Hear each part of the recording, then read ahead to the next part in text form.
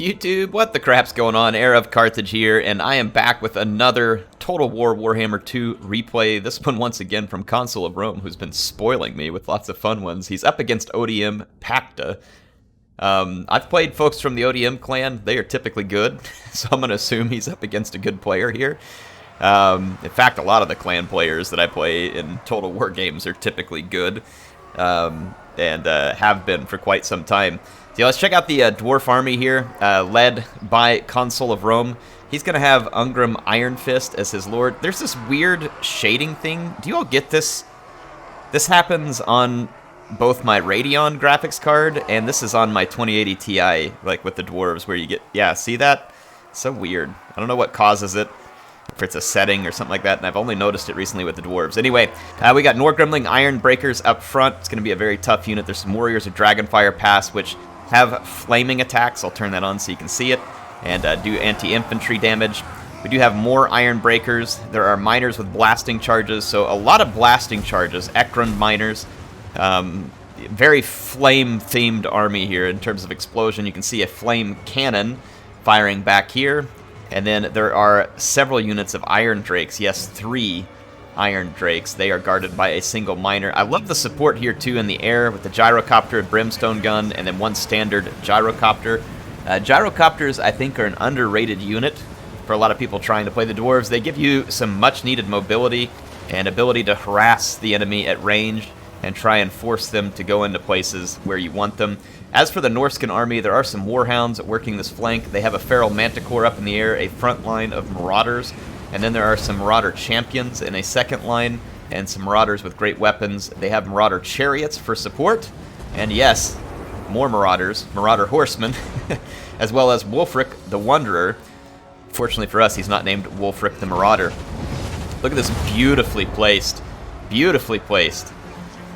pendulum there, just slicing through an expensive unit. And that is one of the reasons why having something like the Smear Balefiend and Lure of Shadows is very helpful against the dwarves. The dwarves do have an innate magic resistance, but they are not immune to magic. In fact, their tightly packed formations sometimes make them even more susceptible. See the flame cannon doing its work, and then Norsca is going to want to get on the attack here, and they are going to come crashing in with their chariots. And you can see here that the Irondrakes position back nicely so that they can burn these units as soon as they hit the lines. And don't underestimate the damage, even against armor, that Irondrakes will cause. It is very significant. They have really big missile damage. So armor or not, you are going to feel it. So look at Wulfrik. Look at the chariots over here. One chariot unit routed, but there are so many chariot units that the dwarves are still feeling the pressure. I love the blasting charges here. It breaks up enemy charges, and it takes them a lot longer to win a melee because of it. It's a great delaying tactic as well as causing pretty extensive damage. We're going to see the flame cannon is firing away. I believe it's trying to hit the marauder horsemen at the moment, which is not a bad target. Those horsemen could be problematic. The gyrocopters emptying their ammunition on the chariots. It's definitely a good target for the brimstone gun. The steam copter would do pretty good against marauders and other low armor units. Look at this here, the Norscan Iron Breakers just racking up the kills where the Norscans get stuck. Look at this, that's a marauder champion they're blasting apart right there, so that is not a cheap unit. See here the flame cannons, and look what happens when you get a clean hit on an infantry unit with the Irondrakes. Just devastating. Absolutely devastating damage that the Irondrakes can do. They are short range, they're somewhat limited, but it doesn't take long for them to pay off if they can get the right units. Look what they're doing to that chariot and that infantry unit right there, just absolutely brutal. It shows them not really gaining a chevron or anything here, but those units are definitely causing a lot of damage.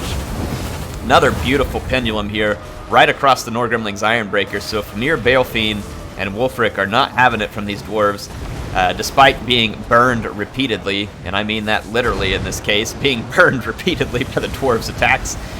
You can see here that very nice patience with the Marauder Horsemen, sitting out, firing at the gyrocopters. The gyrocopters were not microed away from the Marauder Horsemen, so this is nice patient play. I love the pick of the Marauder Horsemen here. They do have short range. They can be problematic against the dwarves, but they're annoying. And they are very necessary if Norsca wants to control something like gyrocopters. So I don't typically recommend taking Chaos or Norsca against the Dwarves without at least a couple units of Marauder Horsemen just to protect you from the potential for gyrocopters really ruining your day. If you get up against 2 or 3 brimstone guns, it could get nasty, what you're going to experience there. So nice work here from the flame cannons. They're going to use all of their ammunition. They've gained a chevron already and are working on another one. You can see that Norsca trying to get to those flame cannons, but they're basically going to get to use all their ammo. Another thing I didn't mention about the Irondrakes is that their missile attack has this burnt, which takes leadership down by 8 after impact. So it has a big impact on the battle. Not only will they lose leadership if they take massive damage, but they'll lose additional leadership just due to the applied effect. Now, Norsca, though, despite being burned repeatedly, is keeping the chariots busy, and they are continuing the attack and pushing the attack. They still have their Manticore in pretty good health. It's pestering the gyrocopters, and for the Dwarves, I'll tell you what the Dwarves lack, and it's something I don't really like. I wish they would change the way the Dwarves play a little bit. They may have to rebalance a few things to make it work, but the Dwarves have just pathetic weapon damage on almost all of their units. You have to make it up with missile units, because their infantry units just have crappy, pathetic damage. Look at this. This Ironbreaker is one of the toughest units they can field, only 32 weapon strength, and it's not armor piercing. Now, people can say, well, Air, they make it up with their charges. They do. The Ironbreaker is one of the lucky ones. Longbeards, they just blow. The only thing good about Longbeards is the price, and recently CA made the price worse on them. So, yes, the price on them is still okay, I guess, if you like paying $750 to prolong the death of a unit while doing almost no damage in return to whatever you're fighting. I mean, it's okay. So I do kind of have a problem with the way the Dwarves play. I'm okay partly with the way they play, but in some ways I hate the way they play. Because they have so very little damage that they apply to targets, you basically end up with things like these chariots just running over you and the chariots never dying unless you hit them with a missile unit, because your infantry's melee attack is so crappy. Like, just so crappy. And then not only that, your infantry, as the Dwarves, typically will lose to almost anything it's facing up against just because the melee damage is so bad. So bad. I don't like it. Like I said, I wish they would tinker with the gameplay a little, maybe give the Dwarves a little more damage. Maybe they could find some way to balance that out on the missile end so that it doesn't get to be OP. And then at that point, you may not necessarily have to have all these magical slowing abilities in order to make the Dwarves relevant. So, like, for instance, right now, Consul of Rome is paying a huge price by not having brought a Runesmith. He's basically being punished by not having a Runesmith or a Rune Lord. And you can see that right now because he can't stop anything. Everything charges through him. And again, the damage that his infantry does is so low as it comes through. And I understand he did not pick this army with the intent of having high weapon damage. I understand hammers have good weapon damage. The great weapon variants of Dwarves have slightly better weapon damage. I'll go show you all what I'm talking about in a little more detail. So I'm not saying the Dwarves have nothing. I just think that some of their units deserve better weapon damage, like Longbeards, for instance. Longbeards is a good example of a unit that deserves slightly better weapon damage, even if it means the cost of it might increase a little. Or you could balance it out in other ways. Here we go. Balefiend is actually going to be a pretty tough foe late in this game because he does deal armor-piercing damage, but he is a large target, if I remember right. He is.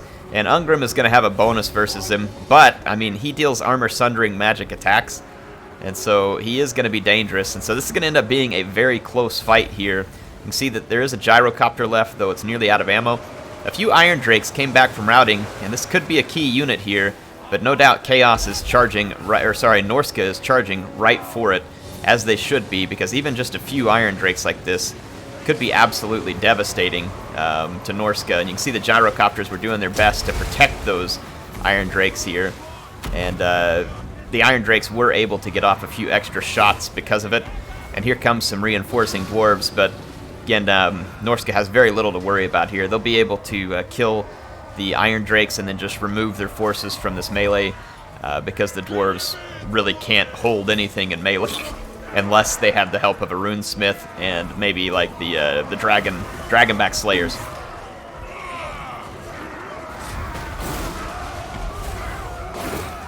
Yeah, outside of that, the dwarves are incapable of forcing anything into melee, really. They are great from range, and they certainly have good range tools. We saw that here with the Irondrakes, the flame cannon. They are good from range, so I'm not trying to just poo-poo everything on the dwarves. So they definitely do have some redeeming qualities. Their armor, their leadership, and their range right now is the way that they're going to get things done. Anyway, as this game continues, you can see it is going to be a desperate fight to the finish here. Even the Marauder Horsemen, this is a very lightly armored unit, and you're going to see them charging in. And I know these are just miners. They're not very good. They have low attack and stuff, but again, the dwarves, even with a light cavalry like this, are just going to struggle to put any damage on these units when they charge. And so the Marauder Horsemen are going to get multiple charges, even in their decrepit state of health, just because the dwarves cannot put any damage down on the units attacking them. They basically just resist the damage. It's kind of your typical dwarfs here. You see that the Iron Drake did come back from routing one last time and managed to get a shot there, and the burnt applied to the Manticore did get it to rout, and so Ungrim got a temporary victory there and was able to get some more damage done. Ungrim is still in pretty good health, and he's going to be a key unit here if he's going to get this done. But see, again, the Marauder Horseman that didn't take any damage charging into the Dwarf Infantry a moment ago is now free to come kill the Iron Drake once again, which would have died anyway because you had Wulfrik and the regrouped Manticore here. Going to see a couple of gyro bombs dropped that weren't dropped earlier from the gyrocopter. Didn't do a ton of damage here. One of the Marauder Horsemen that only has 8 units left still managed to get out of that melee, but then they routed. And here they come charging in again, and they will have to fear Ungrim. I do believe we have the Sea Fang coming through here. Yep, comes Sea Fang, which probably actually did more damage to the Marauder Horsemen than the dwarves were going to, but clearly Sea Fang was meant to kill the Iron Breakers here, and that was a good idea, because now Ungrim is not going to have any charge protection against Wulfrik. Wulfrik does really good damage against infantry. Balefiend is going to be sundering his armor, which then makes the Manticore also cause more damage against Ungrim. And poor Ungrim, as good as he is at fighting, all 3 of these units, he's very good at fighting if he's not being charged over or pushed around by other units. But that's exactly what's happening here. So it limits the number of hits he gets in while he's going to be hit repeatedly. And then Balefiend, look what he's doing to his stats here. He's got his armor down to 90 instead of 120. And again, that's making it easier for the Manticore to do damage. Manticores have very nice weapon damage, even though it's not armor piercing. And the dwarves do lose this fight in the end, despite having burned so many Norskins to the ground. Pacta never gave up there, and it was a great clutch play to the end. So I like the continued effort to just keep at it here. He had the Marauder Champions with great weapons to have a little bit of units that the dwarves would be poor at fighting. But I really think the Marauder Horsemen here were one of the most clutch units in this fight, just because they harassed the dwarves to the very end. They got rid of the gyrocopters. If he hadn't gotten rid of the gyrocopters, those very well could have killed some of these key units. Look at this, too. Nice patience with Wulfrik the Wanderer. He took a lot of damage early, but they just kept using him, kept pushing him. He got 175 kills. This is why you put things on a chariot when you're fighting the Dawi, because the Dawi suck at fighting against chariots. It is what it is. They're not good at fighting chariots. And then we're going to see the Marauder Chariots get some damage done. These units aren't particularly devastating versus armor, but I think more importantly what these units did was they got in and they disrupted the Iron Drakes at least a little early on, allowing the Manticore, allowing the Marauder Horsemen, Wulfrik, and some of the more damaging units to get their job done. I have to say there was some really nice uses of the pendulum here from Premier Balefiend, so take some notes from how Pacta did that, because it was well done. He picked the right target, and he got the right aim on it, and did some tremendous damage with the magic that he was given. And then I love the pick of Balefiend, because he also sunders the armor and does armor-piercing damage late in the battle, which is very important against the dwarves. So I think that is a solid pick all around. A nice pick, too, by Consul Rome. A lot of potential damage here. That's a lot of blasting charges. Any faction is going to feel the wrath of that. These Warriors of Dragonfire Pass probably ended up in an unfavorable fight against either a heavy armor unit or an armor-piercing unit like this one. And again, you can see that, look at the Dwarf infantry. The only reason that most of these infantry even have any kills, so Ironbreakers, that's because of their satchel charges. This is because of satchel charges. That's because of satchel charges. Like, almost all the kills on the Dwarves came because of satchel charges, not because the infantry actually did any killing on their own. Dwarf infantry, for the most part, is really pathetic. It can be decent for the price, which is probably one of its only redeeming features, but when it just comes to damage, they just don't play that way. You got to get it done with the missile units, and he started to. These Irondrakes, one of them picked up a chevron. They were doing some serious damage to the chariots early on and to Wulfrik. The gyrocopters weren't able to finish assassinating Wulfrik, which they really needed to. I love the play from the flame cannon, though. It ended up getting its second chevron, got rid of the Marauder horsemen, got some other nice kills. So the flame cannon definitely paid for itself in this battle. Ungrim tried to pay for himself there in the end, but just too many things working against him late in that battle. Even Ungrim can't pull his way out of a fight like that unless he may have had like Felix or something next door healing him or something like that. But fun builds and a fun game. Thank you to Consul of Rome and Odium Pacta for giving us this awesome battle. What do you all think about the Dawi? Do you like the position they're in? Do you like the way they play? I complain about it sometimes, and maybe I'm wrong, and so I'm open to suggestions. Or do you agree? Would you like to see some changes to the way they play?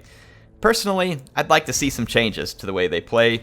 I wish that all of their infantry units weren't quite so pathetic when it comes to outputting damage, but if you did have dwarf infantry that was outputting quite a bit more damage, I don't know. They might get OP really quick because of how good their skirmishers and artillery is, and all of a sudden, if you have a faction that has both high armor and decent output, they become almost unkillable in many situations. So I do understand that it would have to be some kind of balance that they would go through. Like, for instance, look at Longbeards.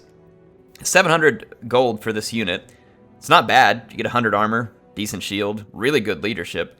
Your melee attack is really poor, but you get really good melee defense, but your weapon strength is really poor.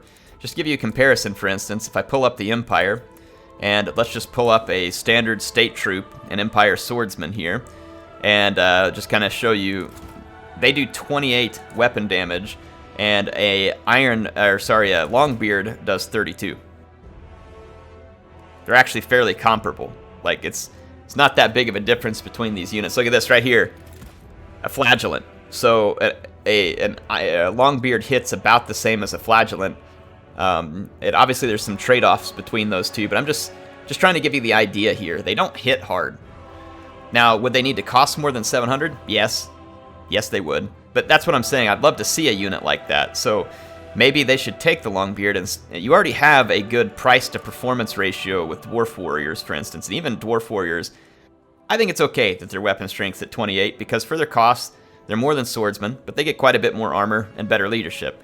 I think this is a good unit, and it makes sense in their roster. Same thing with the Warriors of Great Weapons. You get a little bit more damage done with the sacrifice of some melee defense. I like the way that both of these units stand, and probably same with Miners. It's really Longbeards where I think I have the most problem with the Dwarves. And you look at the other options, okay, well, I'll bring in Hammers because they actually do damage. These units cost a ton. You can't afford to bring these units in, and they're too easy to kill. You'd be better off to have a unit somewhere in the 8 to 850 range to help supplement stuff like this. And I think this is one of the biggest weaknesses that the Dwarves have. And again, I'm okay with the price increase. They would need it. But knock that weapon strength up. Give these guys the ability to kill something that's unarmored. Right now, they're just kind of pathetic at that. Like, they will last a long time in a battle. They are immune to psychology, and that's quite good. And then same thing with Longbeards with great weapons. At their current price point, they're not even hardly worth it. Someone could say, oh, well, they're cheap. That's what makes them worth it. They die to everything. They literally die to everything in their class. They are a terrible melee combatant. Again, for their cost, I guess it's kind of okay, but don't expect to win anything. You can only expect to delay things. And so I would love to see Longbeards get a weapon strength buff as well as a price increase. And again, that will start to create this 850-ish, I'm guessing, price point that you don't see in the Dwarf roster right now, obviously ignoring Slayers because they're a different kind of unit. And I think it would make a really interesting change to the Dwarf roster to where now you can choose to bring a few units that actually focus on doing some damage. You know? It'd be great. It'd be fantastic even. And even if they needed to, just for balance sake, drop the armor, 10 or something on the Longbeards if that's what helps balance it out. And again, make the price appropriate. I'm not saying that they should get all that and still cost 700. Like I said, I feel like the Longbeards are they're not a complete gap in the Dwarf roster. They have a purpose, but I'd like to see them have a different purpose, one that's more useful, even though the player has to pay for it in the end. Again, would love to hear your thoughts. I could be totally wrong. I don't design games. I don't balance games. Just giving you my thoughts, and I'm more than happy to read yours, so I hope to hear some. HeirofCarthage signing out for now. I will see you all again soon with some more action in Total War Warhammer 2.